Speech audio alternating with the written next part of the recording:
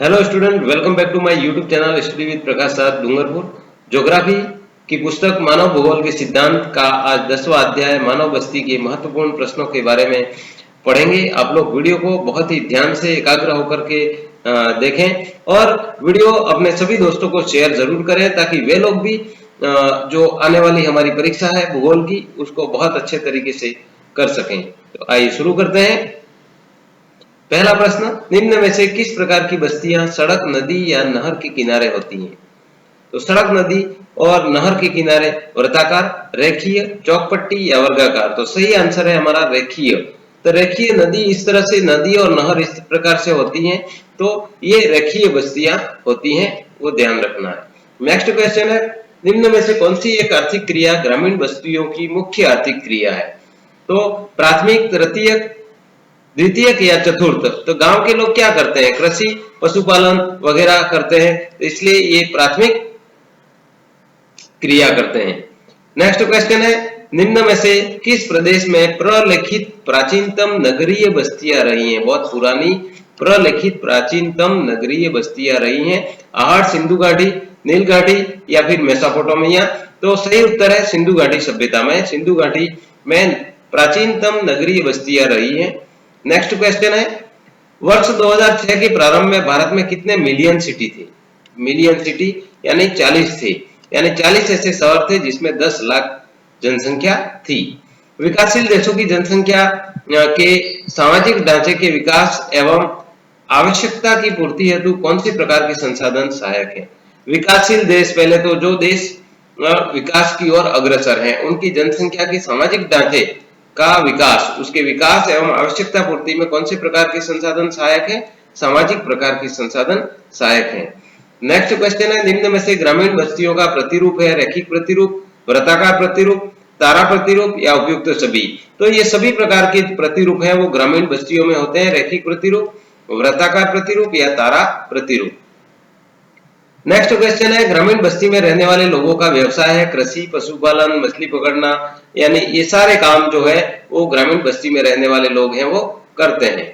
Next question है, कौन सी एक समस्या प्रायः ग्रामीण बस्तियों में नहीं पाई जाती? ग्रामीण बस्तियों में ऐसी कौन सी समस्या नहीं पाई जाती? कच्ची सड़कें, स्वास्थ्य सुविधा, प्रदूषण या इनमें से कोई नहीं? तो मुख्य रूप से प्रदूषण गांवों में नहीं पाया जाता है, ये आप लोग अच्छी तरह से जानते हैं और इस ऑप्शन को ऐसे राइट करना है। नेक्स्ट क्वेश्चन है, 1982 में विश्व में करीब कितने नगर 10 लाख से अधिक जनसंख्या वाले थे? 1982 में 1942 में ऐसे शहर जो 10 लाख से अधिक जनसंख्या वाले थे 175, 141, 242, 143। तो यहाँ पर 175 ऐसे देश थे जिनकी जनसंख्या 10 लाख से अधिक थी, ऐसे शहर थे, नगर थे। नेक्स्ट है, सन नगर शब्दावली का प्रयोग 1915 में किसने किया? सन नगर शब्द का प्रयोग लेविस मम्फोर्ड ने या पैट्रिक गिडीज ने, कोपेन ने या हैरी हेस ने? तो यहाँ पर पैट्रिक गिडीज ने 1915 में सन नगर शब्दावली का प्रयोग किया था, ये आपको ध्यान रखना है। नेक्स्ट क्वेश्चन है, आप बस्ती को कैसे परिभाषित करेंगे? मानव आवासों के संगठित समूह को बस्ती कहा जाता है। बस्तियों में होने वाले मानवीय एवं आर्थिक क्रियाकलापों के आधार पर इन्हें ग्रामीण एवं नगरीय बस्तियों में वर्गीकृत किया जाता है। यानी मानव आवास के संगठित समूहों को क्या कहते हैं? बस्ती कहते हैं।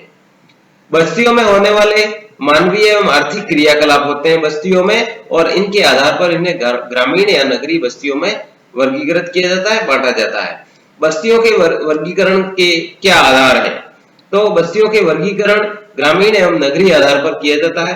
कोई बस्ती ग्रामीण है या नगरीय है, इसके लिए विभिन्न मापदंड अपनाए जाते हैं, जैसे जनसंख्या का आकार कितना है, जनसंख्या का घनत्व कितना है और वहां होने वाले आर्थिक क्रियाकलाप इत्यादि आधार पर बस्तियों का वर्गीकरण किया जाता है।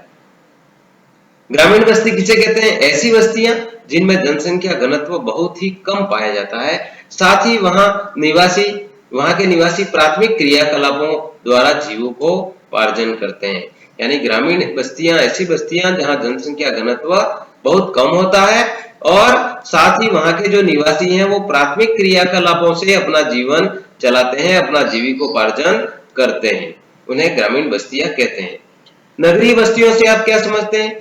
ऐसी बस्तियां जहां जनसंख्या व घनत्व अपेक्षाकृत अधिक होता है और वहां के अधिकतर निवासी द्वितीयक, तृतीयक एवं चतुर्थ श्रेणी के क्रियाकलापों में संलग्न रहकर अपनी जीविका का उपार्जन करते हैं, वो नगरीय बस्तियां होती हैं। यानी ऐसी बस्तियां जहां जनसंख्या घनत्व अपेक्षाकृत अधिक होता है, गांवों की अपेक्षा अधिक होता है और वहां के अधिकतर निवासी कौन सा, द्वितीयक, तृतीयक, चतुर्थ श्रेणी के क्रियाकलापों में संलग्न रहकर अपनी जीविका का उपार्जन करते हैं।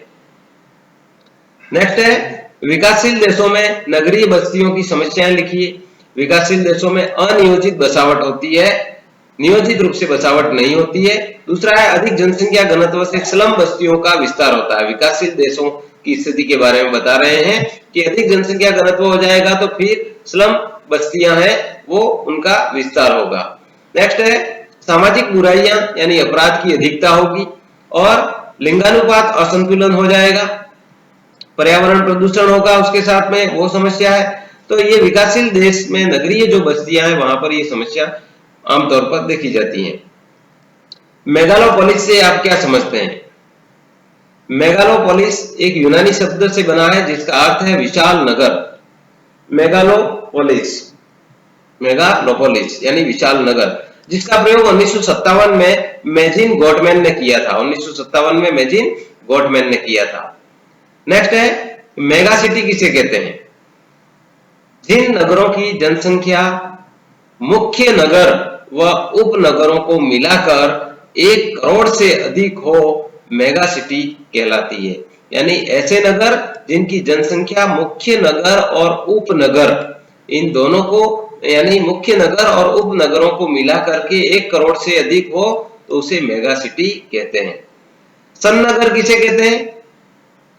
ऐसे नगरीय क्षेत्र जो मूलतः 2 नगरों शहरों के मिल जाने से एक विशाल नगर बन जाता है। यानी ऐसे नगरीय क्षेत्र जो मूलतः 2 नगरों या शहरों से मिल जाने से एक विशाल नगर बन जाता है, ऐसा शहर सन्नगर कहलाता है। जैसे ग्रेटर लंदन, मैनचेस्टर, शिकागो और टोक्यो, ये सन्नगर के उदाहरण हैं। नेक्स्ट है अदीस अबाबा पर टिप्पणी लिखिए। अदीस अबाबा, अदीस अबाबा अफ्रीकी देश इथियोपिया की राजधानी है जिसकी स्थापना 1878 में हुई थी। अदीस अबाबा का शाब्दिक अर्थ है नवीन पुष्प होता है। अदीस अबाबा यानी अफ्रीका देश इथियोपिया की राजधानी है, ध्यान रखना है। और इसकी स्थापना 1878 में हुई है और अदीस अबाबा का शाब्दिक अर्थ है नवीन पुष्प। नेक्स्ट है ग्रामीण अधिवासों की मुख्य समस्याएं कौन सी होती हैं ग्रामीण अधिवासों में? पहला है आवागमन के साधनों का अभाव होता है ग्रामीण अधिवासों में। दूसरा है स्वच्छ पेयजल का अभाव होता है। नेक्स्ट है विद्युत आपूर्ति का भी अभाव होता है। उसके साथ ही रोजगार के अवसर नहीं होते हैं वहां पर। तो ये ग्रामीण जो अधिवास है वहां की ये मुख्य समस्याएं हैं। सूचना तकनीकी एवं दूरभाष सुविधाओं का भी अभाव होता है। नेक्स्ट है सन्नगर शब्द का प्रयोग सर्वप्रथम कब और किसने किया? तो सन्नगर का प्रयोग 1915 में पैट्रिक गिडीज ने किया, ध्यान रखना है 1915 में। भारत में सन्नगर के उदाहरण कौन कौन से हैं? ऐसे कौन से नगर हैं भारत में? तो ग्वालियर है, लश्कर मुरार है, दिल्ली, गुड़गांव, दिल्ली नोएडा, दिल्ली गुड़गांव और दिल्ली नोएडा। तो ये भारत में सन्नगर के उदाहरण हैं। नेक्स्ट है वृहत नगर और विश्व नगरी किसे कहते हैं? वे नगर जिनकी जनसंख्या 50 लाख से अधिक हो उनको जो है वृहत नगर या विश्व नगरी कहते हैं, जिनकी जनसंख्या 50 लाख से अधिक हो। नेक्स्ट है मेगालोपोलिस। विश्व नगर शब्द का प्रयोग सर्वप्रथम कब किया गया? मेगालोपोलिस का मतलब क्या है? विश्व नगर। सन 1857 में जीन गोटमैन ने किया था। नेक्स्ट है मेगालोपोलिस यानी वृहत नगर के उदाहरण कौन से नगर हैं? ग्रेटर लंदन है, टोक्यो है, पेरिस है, न्यूयॉर्क, मॉस्को, कोलकाता, मुंबई, दिल्ली और चेन्नई, ये सब मेगालोपोलिस वृहत नगर के उदाहरण हैं। नेक्स्ट है एशिया की सबसे बड़ी गंदी बस्ती कौन सी है? मुंबई की धारावी कच्ची बस्ती एशिया की सबसे बड़ी गंदी बस्ती है। नेक्स्ट है गंदी बस्तियों का प्रादुर्भाव क्यों हुआ? नगरों में जनसंख्या तथा घनत्व में वृद्धि होने से आवासीय भवनों की कमी उत्पन्न हो गई, जिसने गंदी बस्तियों के प्रादुर्भाव में महत्वपूर्ण भूमिका निभाई। यानी बड़े-बड़े नगरों में जनसंख्या तथा घनत्व में वृद्धि हुई और उससे आवासीय भवनों की कमी उत्पन्न हुई और जिससे गंदी बस्तियों का प्रादुर्भाव हुआ और ये उसी कारण से गंदी बस्तियां बसी हैं। भारत में नगरीय बस्तियों को परिभाषित कीजिए। जनसंख्या 5000 और जनसंख्या घनत्व 400 व्यक्ति प्रति वर्ग किलोमीटर हो तथा 75% से अधिक जनसंख्या गैर कृषि कार्यों में संलग्न हो तो वो नगरीय बस्ती कहलाती है। यानी नगर की जनसंख्या 5000, जनसंख्या घनत्व 400 व्यक्ति प्रति वर्ग किलोमीटर हो और 75% से अधिक जनसंख्या गैर कृषि कार्यों में संलग्न हो, वो भारत के अनुसार उसको नगरीय बस्ती कहते हैं। नेक्स्ट प्रश्न है, नगरीय बस्तियों की समस्याएं क्या है? पहला तो है अत्यधिक जनसंख्या घनत्व, दूसरा नगरों का बढ़ता आकार, गंदी बस्तियों का प्रादुर्भाव होना, पर्यावरण प्रदूषण, उपभोक्ता वस्तुओं का उच्च मूल्य, खाद्य पदार्थों में मिलावट, अपराधों का बढ़ता स्तर, तीव्र सामाजिक आर्थिक विषमता। तो ये सारी जो समस्याएं हैं वो नगरीय बस्तियों की समस्याएं हैं। तो नगरों में इतनी समस्याएं होती हैं, अत्यधिक जनसंख्या, नगरों का बढ़ता आकार, गंदी बस्तियों का प्रादुर्भाव, पर्यावरण प्रदूषण, उपभोक्ता वस्तुओं का उच्च मूल्य और खाद्य पदार्थों में मिलावट, अपराधों का बढ़ता स्तर, तीव्र सामाजिक एवं आर्थिक विषमता। नेक्स्ट है, ग्रामीण अधिवास के आयताकार एवं नाभिकीय प्रतिरूप चित्र बनाइए। ग्रामीण अधिवास, ग्रामीण में जो लोग रहते हैं उसमें आयताकार और नाभीय प्रतिरूप का चित्र बनाइए। तो कुछ आपको इस तरह से चित्र बनाने हैं, यहाँ पर मेरे पास स्पष्ट उपलब्ध नहीं है, आप लोग अपनी किताब में देखें और वहां से इनको ध्यान में रखें। तो ग्रामीण अधिवास के आयताकार एवं नाभीय प्रतिरूप है ये। नेक्स्ट है, ग्रामीण अधिवास के वृत्ताकार एवं तीर प्रतिरूप। तो ये वृत्ताकार और ये तीर प्रतिरूप है। नेक्स्ट है, ग्रामीण अधिवास के अर्धवृत्ताकार एवं तारा प्रतिरूप। तो अर्धवृत्ताकार, ये अर्धवृत्ताकार है और ये तारा प्रतिरूप है। नेक्स्ट है, ग्रामीण अधिवास के रेखीय प्रतिरूप एवं अरीय प्रतिरूप का चित्र। ये रेखीय प्रतिरूप है नहर एवं नदियों के किनारे और ये अरीय प्रतिरूप है, इस तरह से गांव में लोग बसे होते हैं। नेक्स्ट है, सघन या गुच्छित ग्रामीण बस्तियों की विशेषताएं लिखिए। सघन या गुच्छित ग्रामीण बस्तियों की विशेषताएं निम्न है। पहली है, अधिवास प्रायः खेतों के मध्य किसी ऊंचे एवं बाढ़ से सुरक्षित स्थानों पर बसे होते हैं। अधिवास यानी निवास करना, प्रायः खेतों के मध्य किसी ऊंचे एवं बाढ़ से सुरक्षित स्थानों पर बसे होते हैं। ग्रामीण, सभी आवास पास पास बने होते हैं। नेक्स्ट है, सभी आवास एक स्थान पर संकेंद्रित होते हैं एवं बाहरी आक्रमणों का मिलकर मुकाबला करते हैं। नेक्स्ट है, सामाजिक प्रगाढ़ता होने से एक दूसरे के सुख दुख में सहभागी होते हैं। ये सब हम गांवों में रहते हैं, सब जानते हैं, आप लोगों को ये सारी बातें लिखनी है। इनमें आवासों की संख्या 40-50 से लेकर सैकड़ों तक हो सकती है। नेक्स्ट है, इसकी जनसंख्या उपलब्ध संसाधनों के आधार पर 500 से 1000 या अधिक हो सकती है। तो ये सारी चीजें आपको ध्यान रखनी है। सघन एवं गुच्छित ग्रामीण बस्ती की विशेषताएं, उसमें अधिवास प्रायः खेतों के मध्य किसी ऊंचे या बाढ़ से सुरक्षित स्थानों पर बसे होते हैं। सभी आवास पास पास बने होते हैं। सभी आवास एक स्थान पर संकेंद्रित होते हैं और बाहरी आक्रमणों का मिलकर मुकाबला करते हैं।